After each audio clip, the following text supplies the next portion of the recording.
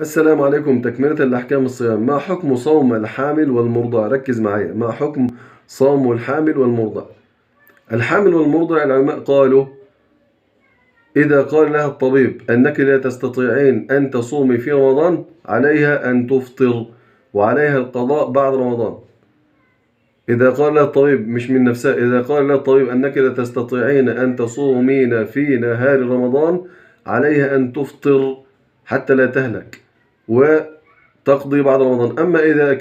أما إذا كانت تستطيع أن تصوم في نهار رمضان فتصوم. أما إن كانت لا تستطيع فعليها أن تفطر وتقضي إن شاء الله بعد أن تضع حملها. طيب، إذا جاء بعد رمضان وكانت ترضع ولا تقدر على القضاء وجاء رمضان الثاني، يعني دخل رمضان الثاني المقبل إن شاء الله السنة الجاية، ولا ولن تقضي ما عليها من أيام لأنها ترضع، وقال لها الطبيب أنك لا تستطيعين أن تصومين وأنت ترضعين حتى لا تهلكي، صحتها على قدها مثلا.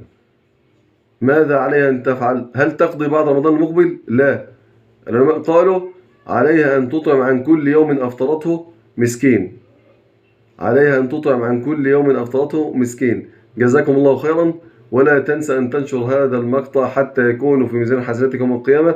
والسلام عليكم ورحمة الله وبركاته.